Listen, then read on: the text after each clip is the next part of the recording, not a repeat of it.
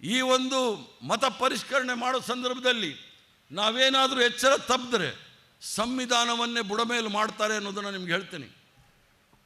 West ಬೆಂಗಾಲಲ್ಲಿ ನಾನಲ್ಲಿ ಚುನಾವಣೆ ಉಸ್ತುವಾರಿ ವಹಿಸಿದ್ದೆ. ತೃಣಮೂಲ್ ಕಾಂಗ್ರೆಸ್ ಮಮತಾ ಬ್ಯಾನರ್ಜಿ ಅವ್ರದ್ದು ಕಾಂಗ್ರೆಸ್ಗೂ ಮತ್ತು BJPಗೂ ವ್ಯತ್ಯಾಸ 35 ಲಕ್ಷ. 35 ಲಕ್ಷದಲ್ಲಿ 27 ಲಕ್ಷ ಅಡ್ಜುಡಿಕೇಷನಲ್ಲಿ ಇಟ್ಟಿದ್ದಾರೆ. ಅಂದರೆ ಮ್ಯಾಪಿಂಗ್ ಮಾಡಿ ಅವ್ರು ಯಾರು ಅನುಮಾನಾಸ್ಪದವಾದ ವ್ಯಕ್ತಿಗಳು ಅಂತೇಳಿ 27 ಲಕ್ಷ ಇಟ್ಟಿದ್ದಾರೆ. ಗೆದ್ದಿರೋದು 35 ಲಕ್ಷದಲ್ಲಿ 27 ಲಕ್ಷ ಅದು ಸಸ್ಪೆಂಡಲ್ಲಿ ಇಟ್ಟಿದ್ದಾರೆ ಆ ಲಿಸ್ಟು. ಅಂದರೆ ಗೆದ್ದಿರೋದು 8 ಲಕ್ಷ. 8 ಲಕ್ಷಕ್ಕೆ 10 ಲಕ್ಷ ಮತದಾನವನ್ನು ಒಂದು ತಿಂಗಳಲ್ಲಿ ಸೇರಿಸಿದ್ರು.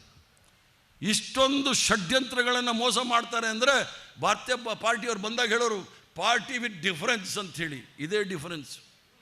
ಪ್ರಜಾಪ್ರಭುತ್ವದಲ್ಲಿ ನಂಬಿಕೆ ಇಲ್ಲ, ಸಂವಿಧಾನದಲ್ಲಿ ನಂಬಿಕೆ ಇಲ್ಲ, ತ್ರಿವರ್ಣ ಧ್ವಜದ ಬಗ್ಗೆ ಗೌರವ ಇಲ್ಲ. ಇವರು ನಮ್ಮನ್ನು ಆಳ್ಲಿಕ್ಕೆ ಹೊರಟಿದ್ದಾರೆ. ಆದ್ದರಿಂದ ತಾವೆಲ್ಲರೂ ಸಹ ಎಚ್ಚರ ವಹಿಸಬೇಕಾಗಿದೆ. ನನ್ನ ಕಳಕಳಿಯ ಮನವಿ ಏನು ಅಂತ ಹೇಳಿದ್ರೆ, BLOಗಳು ಸುದರ್ಶನ್ ಅವ್ರು ಹೇಳಿದಾಗೆ ಮ್ಯಾಪಿಂಗ್ ಅಂದರೆ ದೊಡ್ಡ ವಿಚಾರ ಅಲ್ಲ. ಈ ಒಂದು ಗ್ರಾಮದಲ್ಲಿ ಎಷ್ಟು ಜನ ಇದ್ದಾರೆ ಅನ್ನೋದು ಹೇಳ್ತಾರೆ. ಗ್ರಾಮ ಪಂಚಾಯತಿನಲ್ಲಿ ಅಷ್ಟು ಸುಲಭವಾಗಿ ಯಾರನ್ನೂ ಬಿಡೋಕ್ಕಾಗೋದಿಲ್ಲ. ನಗರ ಪಟ್ಟಣಗಳಲ್ಲಿ ಆ ಕೆಲಸಗಳು ಮಾಡೋಕ್ಕೆ ಹೊರಟಿದ್ದಾರೆ. ಆದ್ರೂ ಸಹ ಜಾಗೃತರಾಗಿ ಯಾರ್ದು ಹೆಸರು ಮ್ಯಾಪಿಂಗಲ್ಲಿ ಬಂದಿಲ್ಲ ಅದನ್ನು ನಾವು ಹುಡುಕಬೇಕಾಗತ್ತೆ. BLO ಜೊತೆ BLA 1 BLA 2 ಕೂಡ ಮಾಡಿದ್ದಾರೆ.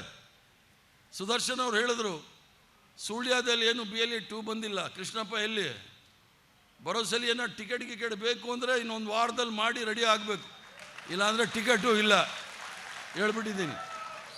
ಅದನ್ನು ಭಾಳ ಗಮನದಲ್ಲಿ ಗಂಭೀರವಾಗಿ ತಗೊಳ್ಳಿ. ಇಲ್ಲಾಂದರೆ BLA 2 BLA 1 ಮಾಡಿ ನಾವೇನು ಆಗೋದಿಲ್ಲ. ಯಾರಿಗೆ MLA ಆಗಬೇಕು ಅಂತ ಆಸೆ ಇದೆ ಅವರು ಮಾಡಿ BLA 2. ಯಾರಿಗೆ ಮಂತ್ರಿ ಆಗಬೇಕಾಗಿದೆ ಅವರು BLA 2 ಮಾಡಿ. ಯಾರು MP ಗಳಾಗಬೇಕಾಗಿದೆ ಅವರು BLA 2 ಮಾಡಿ. ನೀವೇನಾದರೂ ಎಚ್ಚರ ತಪ್ಪಿದ್ರೆ ಬರೋಸಲಿ ನೀವು ಯಾರೂ ಸಹ MLAಗಳು ಆಗಲ್ಲ, MP ಆಗೋದಿಲ್ಲ, ಕಾರ್ಪೊರೇಟರ್ಗಳು, ಜಿಲ್ಲಾ ಪಂಚಾಯತು, ತಾಲೂಕು ಪಂಚಾಯತಿಗಳು ಆಗೋದಿಲ್ಲ. ಆದ್ದರಿಂದ ದಯವಿಟ್ಟು ಏನು ಸುದರ್ಶನ್ ಅವ್ರು ಹೇಳಿದ್ದಾರೆ 30ನೇ ತಾರೀಕಿನಿಂದ BLOಗಳು ಪ್ರತಿ ಮನೆಗೆ ಹೋಗಿ ಎನ್ಯುಮರೇಷನ್ ಫಾರಮ್ ಅಂತೇಳಿ 2 ಫಾರಮ್ ಕೊಡ್ತಾರೆ. 2 ಫಾರಮ್, ಒಂದನ್ನು ಸಂಪೂರ್ಣವಾಗಿ ಅದನ್ನು ಭರ್ತಿ ಮಾಡಿ, ಒಂದು ಫಾರಮ್ ನೀವೇ ಇಟ್ಕೊಳ್ಬೇಕು, ಒಂದು ಫಾರಮ್ ಅವರು BLO ತೊಗೊಂಡು ಹೋಗ್ತಾರೆ. ಮುಂದೆ ಅವರು ಮ್ಯಾಪಿಂಗ್ ಆದ ನಂತರ ಒಂದು ಸಂಪೂರ್ಣವಾದ ಡ್ರಾಫ್ಟ್ ಲಿಸ್ಟ್ ಬಂದಾಗ ನಿಮ್ಮ ಹೆಸರು ಬರಲಿಲ್ಲ ಅಂದರೆ ನೀವು ಏನು ಅಕ್ನಾಲೇಜ್ಮೆಂಟ್ ಕೊಟ್ಟಿರ್ತಾರೆ ಅದನ್ನು ತೆಗೆದುಕೊಂಡು ಹೋಗಿ ನಾವು ತೋರಿಸ್ಬೇಕಾಗತ್ತೆ ಇದು ತಪ್ಪು ಸರಿ ಅಂಥೇಳಿ. ಅದಲ್ಲದೆ ಅವರು ಕೆಲವು ಎಷ್ಟು ಕನ್ಫ್ಯೂಷನ್ ಅಂದರೆ ಸಂಶಯಗಳನ್ನು ಮೂಡಿಸ್ಬೇಕು ಅಷ್ಟೆಲ್ಲ ಮಾಡಿದ್ದಾರೆ ಭಾರತೀಯ ಜನತಾ ಪಾರ್ಟಿಯವರು.